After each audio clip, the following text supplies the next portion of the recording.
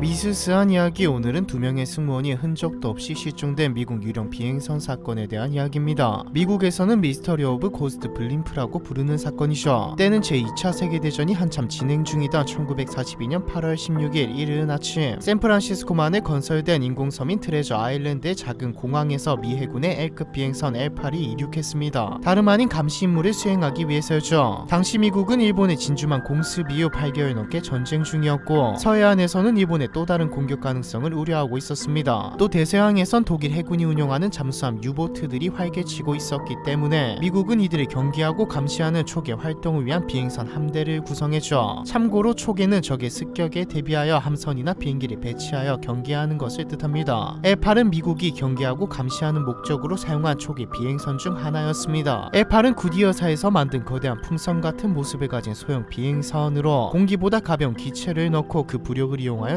추진하는 방식이었죠. 단순한 구조 덕분에 소규모 승무원으로도 쉽게 작동할 수 있는 비행선이었습니다. 구멍이 나서 공기 누출이 발생하지 않는 한 승무원 없이도 비행할 수 있었고요. 사건이 일어난 날 L8에는 2명의 승무원이 탑승하고 있었습니다. 27세 어니스트 드와이트 코디 중위와 38세 찰스 앨리스 아담스 소위였죠. 아직 어둑어둑한 이른 아침에 L8에 탑승한 이들은 순조롭게 트레저 아일랜드의 기지를 떠나 순찰 비행에 나섰습니다. 둘은 약 4시간에 걸쳐 초기 임무를 수행한 뒤 금문교를 지나 페롤론 섬에 도착하기로 계획되어 있었죠. 당일 기후는 평온했고 나흘 전 점검을 마친 비행선에도 아무런 문제가 없었습니다. 그래서 비행선이 안개 속으로 사라지는 것을 지켜보던 사람들은 이때만 해도 알지 못했죠. 몇 시간 후 저 비행선에서 수십 년 동안 해결하지 못할 미스터리 사건이 발생할 줄을 말입니다. 2명의 승무원 중 1명인 찰스 앨리스 아담스 소위는 유독 기분이 들떠있는 상태였습니다. 해군에서 약 15년간 복무하다 인권한 지 얼마 안 된 데다가 L8에서의 비행이 소위로서 첫 비행이었거든요. 바다의 표면이나 수중의 이상현상을 조사하기 위해 저공으로 비행하는 동안 가끔씩 아래로 보이는 어부들에게 손을 흔들어주는 여유를 보이기도 했습니다. 예나 지금이나 샌프란시스코는 대도시였기 때문에 이날 엄청난 수의 사람들이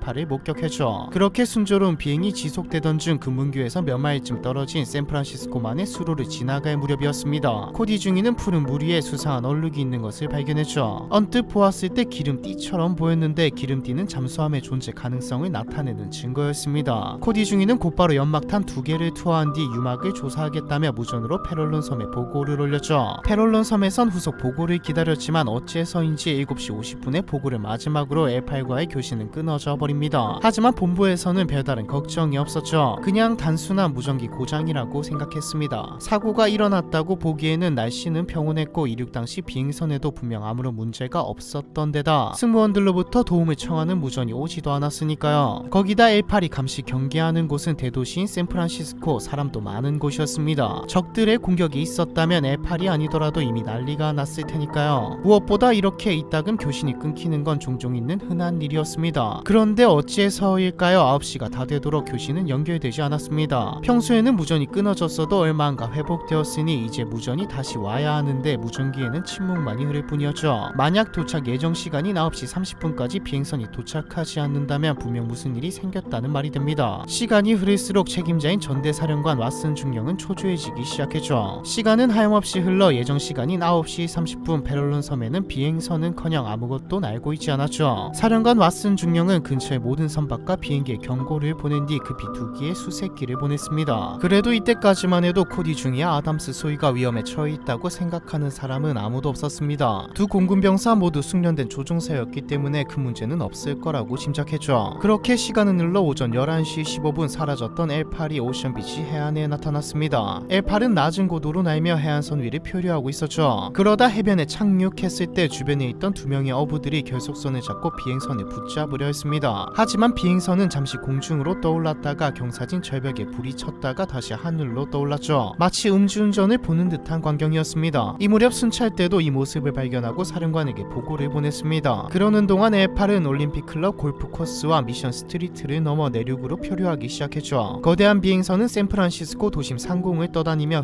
휘청거렸습니다. 샌프란시스코의 사람들은 거리로 나와 비행선을 구경하기 시작했죠. 주민들은 무슨 이벤트인가 생각했습니다. 하지만 크로코 아마존 지역까지 떠내려간 L8은 얼마 안가 고도를 잃고 주택 여러 채의 지붕을 망가뜨리며 추락하기 시작했죠. 그러다 델리시티의 한 집 앞에 완전히 추락합니다. 경찰과 군인들은 즉시 사고 현장으로 출동했죠. 다행히도 사건 현장은 그렇게 끔찍하지 않았습니다. 애초에 추진 통신역으로 가는 비행선이 아니었기도 하고 무게 때문에 지붕이 부서진 것이지 꽤 안정적으로 착륙했거든요. 경찰과 군인은 비행선이 지상으로 약하게 충돌했기 때문에 승무원들이 무사할 것이라 생각했습니다. 그런데 이게 무슨 일일까요? 비행선 내부는 텅 비어 있었습니다. 그러니까 코디 중이와 아담스 소이는 비행선 그 어디에도 없었죠. 비행선의 라디오와 엔진은 켜져 있었고 두 사람의 낙하산도 비행선 안에 멀쩡히 놓여 있었습니다. 둘은 갑작스럽게 실종 아니 증발한 것과 비슷했죠. 조사 결과 L8은 격추되거나 불에 타거나 바다와 접촉한 것도 아니었습니다. 그 후 항공은 물론이고 육지 및 해상에서 대규모 수색대를 파견해 사라진 두 승무원을 찾기 위해 노력했지만 실종된 조종사의 흔적은 어디에서도 발견되지 않았죠. 결국 1년 뒤인 1943년 두 사람은 법적으로 사망했다고 선언됩니다. 임무 수행 중이었던 코디 중이와 아담스 소이는 도대체 언제 어디로 어떻게 사라져 버린 걸까요? L8이 한참 동안 샌프란시스코 상공을 떠다녔기 때문에 L8을 목격한 많은 증인들이 있었지만 하나같이 모순된 설명을 했습니다. 어떤 사람은 망원경을 통해 L8을 봤는데 2명이 아닌 3명의 남자가 타고 있었다고 말하거나 어떤 사람들은 낙하산을 타고 비행선에 빠져나오는 승무원들을 목격했다고 했죠. 목격담들이 모두 다른 데다 이상했기에 목격자는 많았지만 딱히 도움은 안 되었습니다. 사건은 더더욱 미궁 속으로 빠져들었죠. 이야기는 삽시간에 퍼져나갔습니다. 거대한 비행선이 그것도 엄청난 수의 사람들이 모두 목격했는데 사람이 증발한 듯 사라졌으니까요. 워낙 미스터리한 일이다 보니 가설도 많이 제기되었죠. 하나는 일본군이 L8을 공격한 후 두 승무원을 납치했다는 가설입니다. 하지만 일주일간의 조사 결과 비행선에서는 어떠한 공격의 흔적도 발견되지 않았죠. 목격자도 많았기에 사실상 불가능한 가설입니다. 또 다른 가설은 승무원 중 한 명이 어떠한 이유로 비행선에서 떨어졌는데 다른 승무원이 떨어진 동료를 구하기 위해 바다에 뛰어들었다가 둘 다 죽었다는 가설입니다. 하지만 이 가설은 두 사람이 일반인이 아닌 숙련된 병사인 것을 생각하면 설득력이 떨어지죠. 애초에 한 명이 떨어지거나 하면 보고를 하도록 교육받았거든요. 둘 다 잘못되어 버리면 비행선이 어떻게 될지 모르니까요. 코디 중이와 아담스 소이가 서로 싸우다가 바다로 추락했다는 가설도 존재합니다. 아담스 소이는 38세로 27세인 코디 중이보다 나이가 훨씬 많지만 계급은 낮기 때문에 은연중에 코디 중이를 못마땅하게 여겼을 수 있죠. 하지만 막 인간한 소이라면 그것도 전쟁 중에 상관에게 대든다는 것도 좀 어불성설입니다. 두 승무원이 사실은 일본군의 스파이여서 일본 잠수정과 접선하기 위해 비행선을 버렸다는 가설도 있습니다. 실제로 원래 L8에는 엔지니어 한 명이 더 탑승할 예정이었는데 코디 중이가 비행선의 무게를 줄여야 한다며 엔지니어를 탑승하지 못하게 했거든요. 이 가설을 지지하는 사람들은 엔지니어가 스파이 임무에 방해될 것이기 때문에 일부러 태우지 않았다고 주장하죠. 이외에도 그들이 밀항자에 의해 살해당했다는 설, 외계인에 의해 납치됐다는 설 등등이 있으나 모두 추측일 뿐입니다. 그나마 해군 측에서 선호하는 가설은 한 사람이 비행선 외부에 무언가를 수리하러 갔다가 발을 헛디뎌 떨어졌는데 다른 사람이 그를 구하려고 시도하다가 넘어져서 둘 다 추락해 사망했다는 가설입니다. 하지만 모든 상황상 그나마 가장 신빙성이 있어 보이는 것은 스파이 설이네요. 마지막 교신이 기름띠를 발견했다는 말이기도 했으니까요. 과연 두 승무원은 어떠한 이유로 실종된 것일까요? 단순한 실수였을까요? 아니면 정말 배후 세력이 있었을까요? 아직까지도 풀리지 않을 미국 유령 비행선 사건에 대한 이야기, 이번 편은 여기까지입니다.